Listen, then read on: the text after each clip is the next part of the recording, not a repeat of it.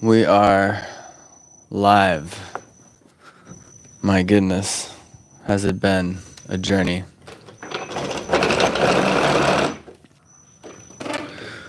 Usually that's such a breeze. Today, we're going over the Opravardhikar prayer.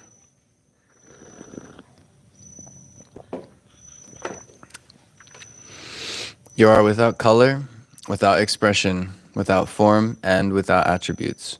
You are unlimited and unfathomable, beyond imagination and conception. Getting eaten by mosquitoes.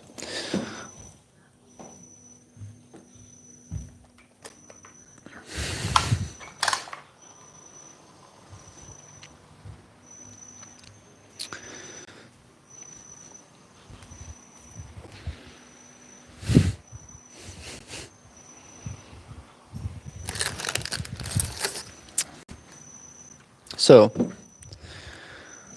what does that mean?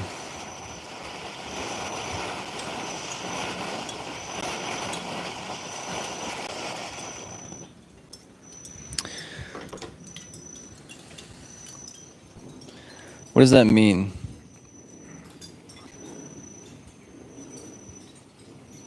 It seems kind of important.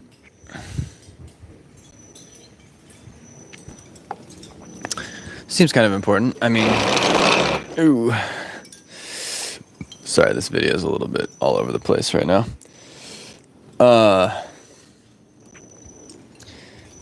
For me, what comes up is the Tao Te Ching. Again, I don't know. It's this prayer feels like a condensed version of the Tao Te Ching, and so much more. I feel the Tao Te Ching has lots of esoteric secrets in it. It's just every time I read the Tao, I feel it gets a little bit deeper inside me,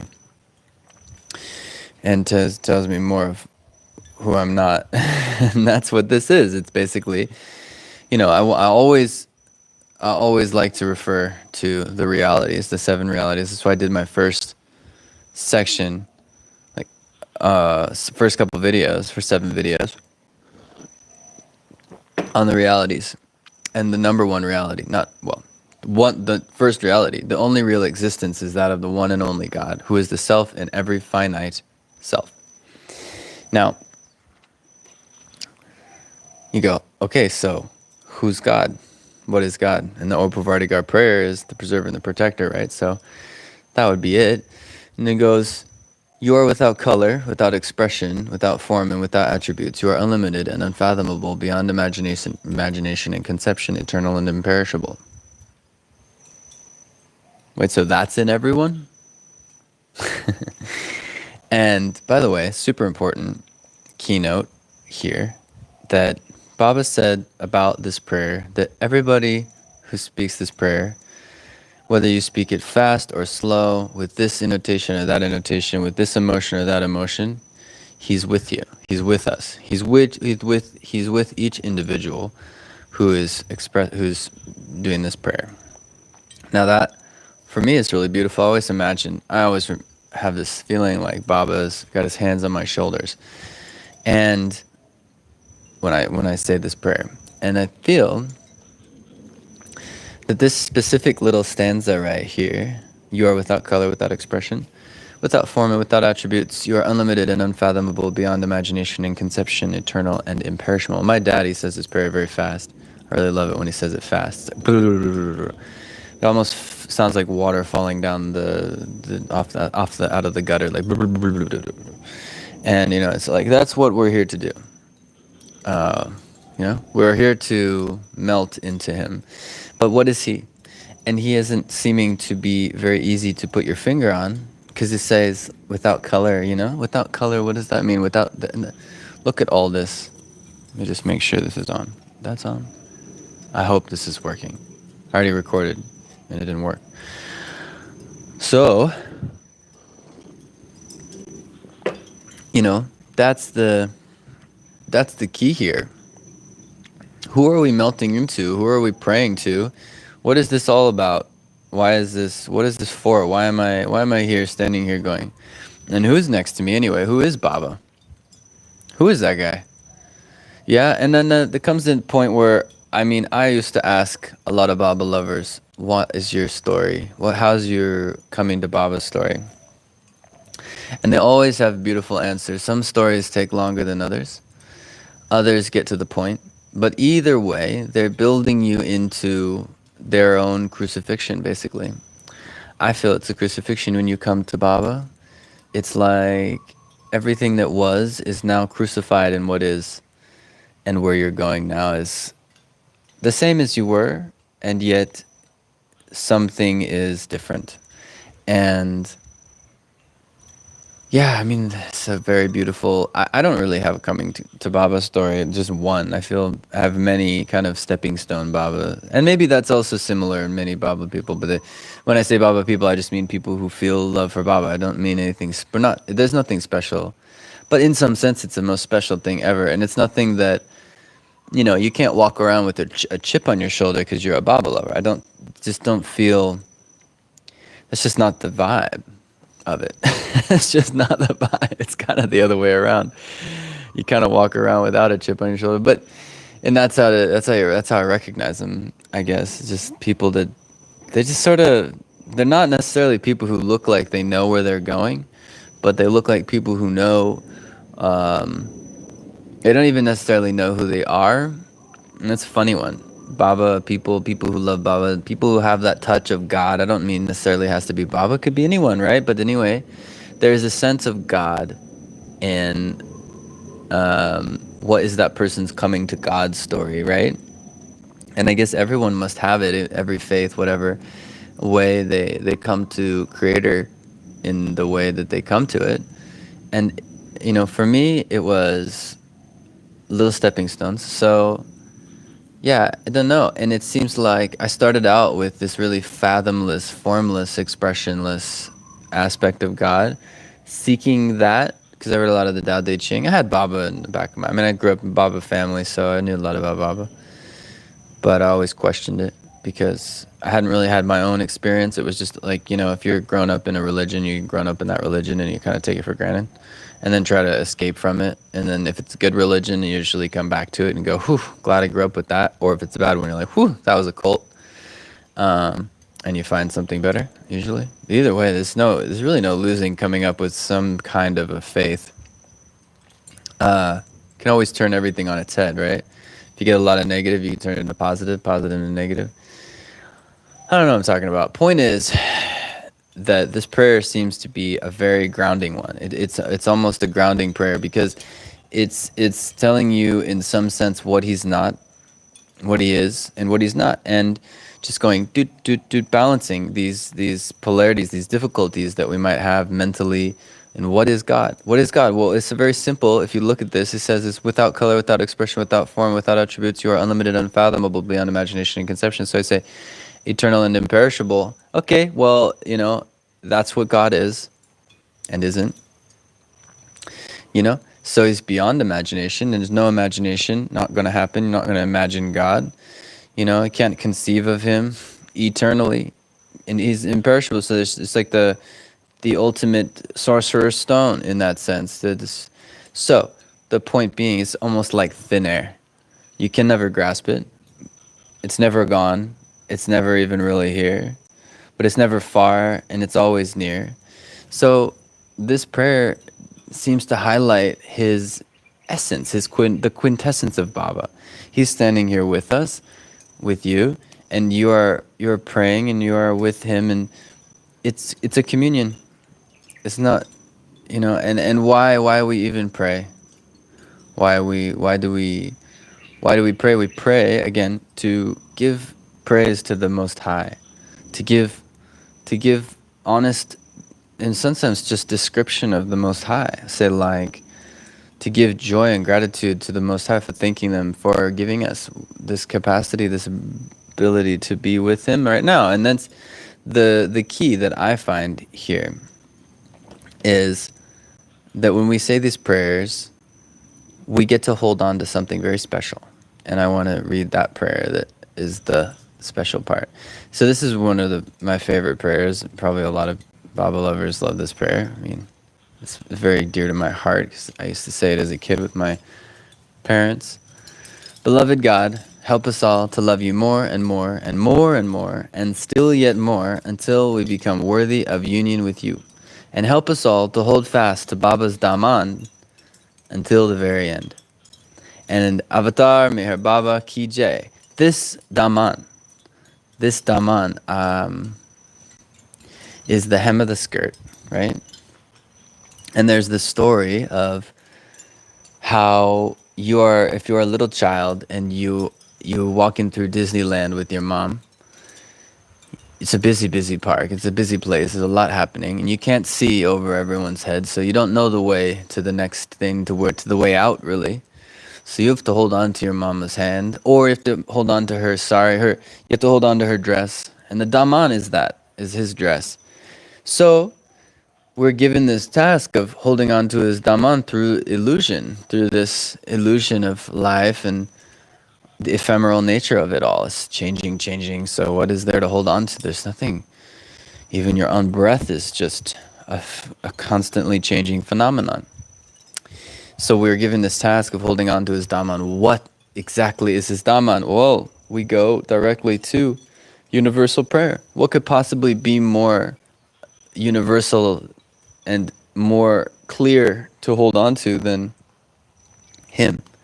And the Pravardigar, the preserver and the protector of all. That is the great mother that we're holding on to through Disneyland of life, our own lives, this wild ride.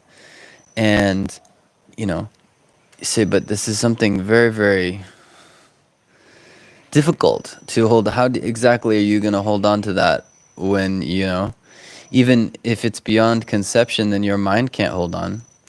If it's beyond imagination, you can't imagine it, something to hold on to, some image or form. You can't really do that. I mean, he does maybe recommend this somehow, I don't know. But we see him. I see his face sometimes. I keep his face around because I feel it's important to remember where I'm going and where I'm headed. And that reminds me of the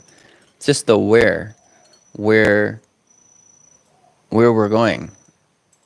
I came to it just simply watching a video of him on YouTube. And in the video, he was just doing something, I don't know, he just was being Baba. And these moments, his interactions with others just reminded me that I could just see it. I just saw this infinite river, this vast ocean of love and compassion for all beings overflowing in every action.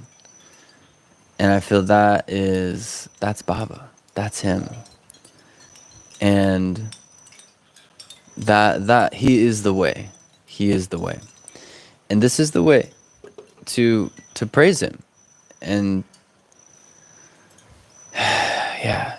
So I wanted to read the Tao Te Ching a little bit because it's such a reminiscent, such a similar,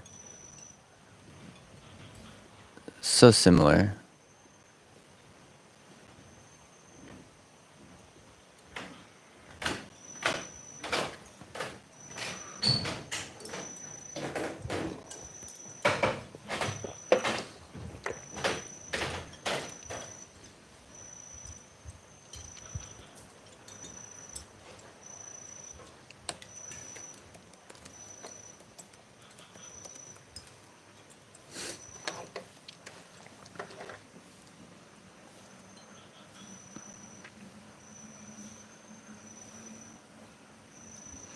And this piece is about in the Tao Te Ching, it's about this idea, this aspect of how when we forget the Tao, we remember kindness and morality. When the Tao is forgotten, kindness and morality arise.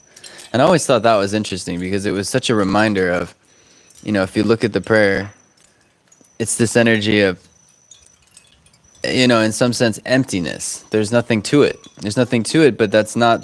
But it's also eternal. So there's something something powerful about it. I mean, there's something that just doesn't end about it. But and also it's without expression or color and form and attributes, and it's unlimited, unfathomable. I mean, it's sounds like freedom to me. Freedom from anything that could be binding or bondage of any sort. And this idea that when the Tao is forgotten, kindness and morality arrive. And it's also a reminder of the journey to Baba is one from here to here, for sure. And in that journey, we come to reconcile, I feel this element of morality, of what's right and wrong. And at least to the degree that we realize, yeah, of course you should do the right thing. And also, that's not necessarily what's going to free you from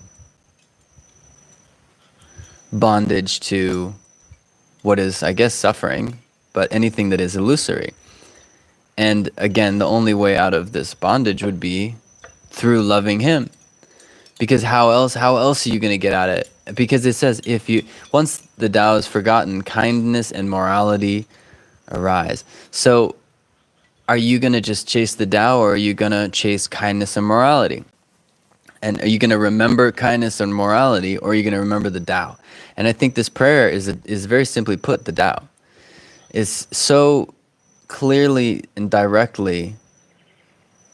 I mean, the next section, the one coming up, is very simple, but it's also just clear and clean to the point, exactly what it is that we're here to see, what we're here to do, or at least what it is that he is, at least what it is that's true.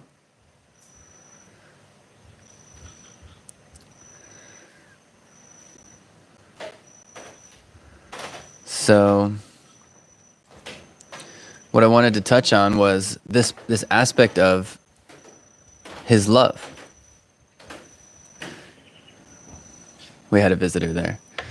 So he was saying, when we talk about love, he's saying, love is dynamic in action and contagious in effect. Pure love is matchless in majesty. It has no parallel in power, and there is no darkness it cannot dispel. It is the underlying flame that has set life aglow. The lasting emancipation of man depends upon his love for God and upon God's love for one and all. So connecting that to the way really is love for God. Yet again, love for God. And what is this? How do you cultivate that love? I've always wondered. I've always wondered, how do you cultivate this love? It's like quite a tall task. And I don't have an answer, really. I don't have an answer, but I do feel when we're earnest, we get it. When we're earnest in our efforts, and we can listen, because it's not coming from here, it's coming from, where does guidance and wisdom really come from? And that's why, again, it's just without color, without expression, without form, without attributes, you are unlimited, unfathomable, beyond imagination and conception, eternal and imperishable. It's coming from there. You are coming from there. Even God is in everything, everyone, all in everyone, and it is love that is the contagious one. And I just think it's beautiful how it comes out of that prayer. We come from there, that empty, not even empty, but I say it, that we come from that, and that love that is dynamic. It's like the guiding post to get us back there, to remind us that we are one with that.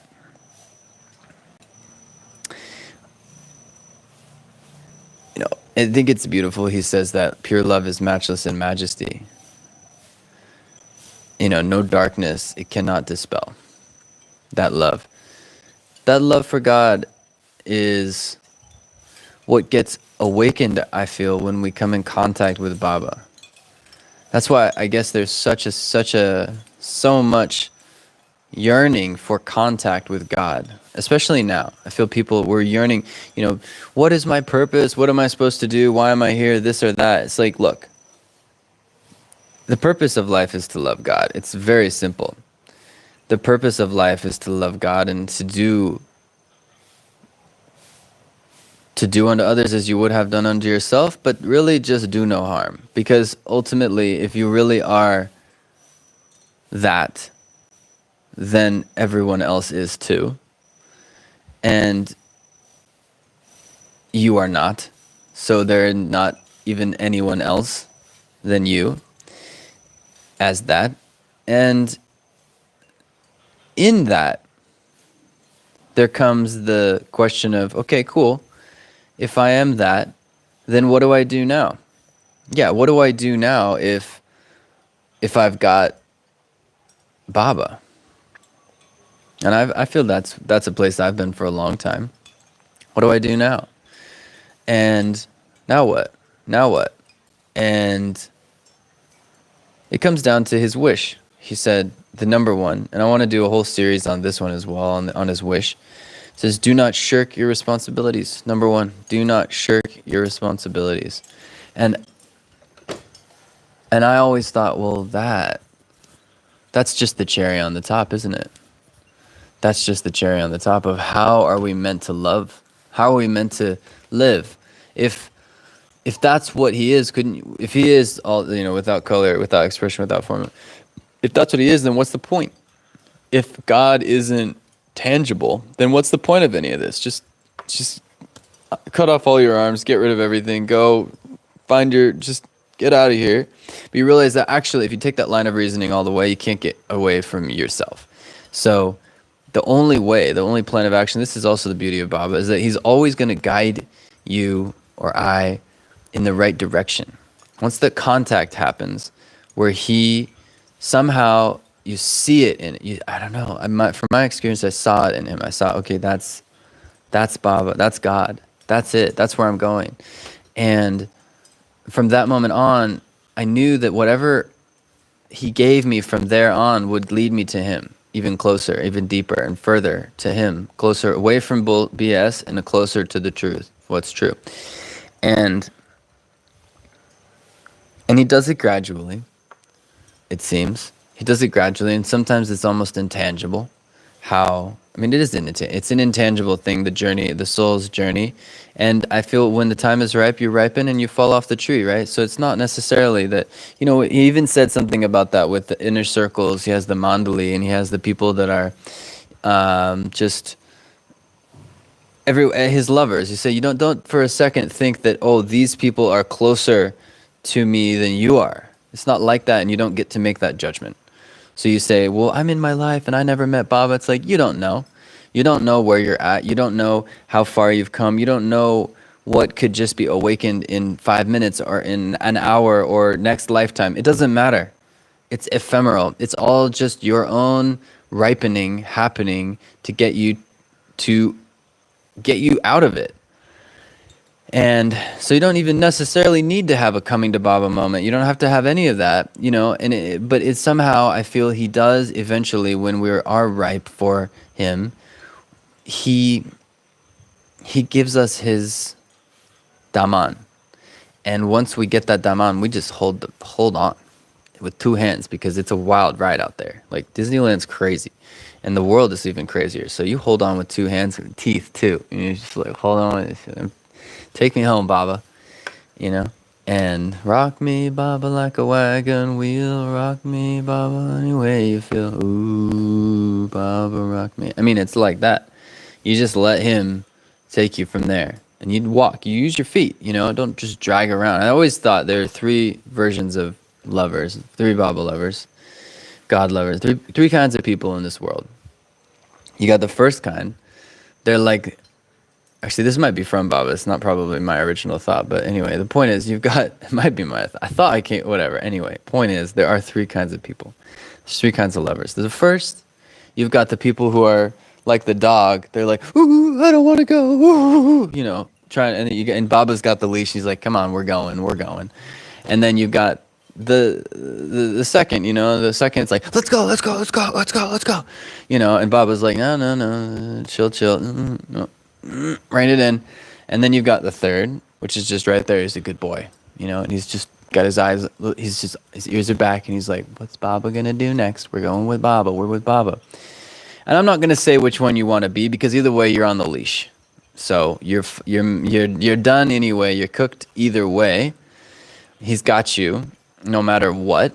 No matter what you think where you think you are. If you think you're not even on the leash, you're not even probably. You're on the leash. Look, we're all on the leash. There's no escaping it. And that's the reality. I said three types of people in the world. You could say, well, but some people aren't Baba lovers. Some people aren't lovers of God. I say, it doesn't. Everything is on that leash. There's nothing that does not have that leash on it. I'm sorry. It's just like, it's the world. It's illusory. The world of illusory values. It's a false place. This place. And anyway, it's all tied to the one thing. It's the Tao. It's Baba. But even more than the Tao, it's Baba. So we hold on to him because he is the grounding force in all of it. And I'm not trying to be on like a soapbox or anything. I'm just pointing out kind of this gift that he's given us by incarnating in this most recent Advent, giving us this prayer. And just, he gave so much. He really gave so much. And even though he says, I've come not to teach, but to awaken, I feel he still taught us how to awaken. I know that he said that, but obviously the point there isn't so much, I'm not going to teach you anything. The point is very clearly, I'm just not going to send you on some rabbit holes. I'm going to give you awakening. I'm not here to teach you anything. There's nothing to teach. There's nothing to learn. There's nothing to do. There's nowhere to go. There's no one to be. So I'm going to just wake you up. And I feel every word I read from Baba, I can't tell you how many times I've woken up out of my dreams. And I mean that in my waking life, how many times I've woken up to him over and over and over. It's not a one and done thing. It's not just snap my fingers once and I'm good and I never have that. I'm constantly falling asleep. It's like being in a classroom. You're just kind of trying to listen to the teacher. What is it, Baba? Oh, yeah, okay. Oh, yeah, oh. But every word, I feel every word that comes from the books, if I just keep my attention on him, and I read the discourses, I read God Speaks, or I look him up on the internet, and I find some excerpt or someone talking about him or a video of him. There's so much, and it's so accessible. Imagine if you were a Christian or a Catholic or whatever, and you're a lover of Jesus, and you had a bunch of videos of Jesus and books that Jesus wrote, not just the Gospels, not just the accounts of Jesus, not just the Essenes renditions of Jesus' life. Imagine you had this fresh account of photos, videos, and all this of the God-man. Your contact is just so much more. You got him. You got the scent. Just marinate in what we've got. This is the beauty of the information age, right? This is the beauty of having a phone in your pocket. You could have Baba in your pocket. And of course, you always have Baba, period. Done. It's finished. And at the same time, it's a beautiful time to marinate in him. And that's what this prayer is, I feel. It's about, whenever things get confusing, to just get after it. Go after that prayer. Just really pray it. And it obviously doesn't matter how you do it or but do it, and you find, okay, somehow it's just, it's medicine. So with that, I am going to end this video and tune in for the next one. I'm going to be continuing to go through O Pravartigar prayer, and there's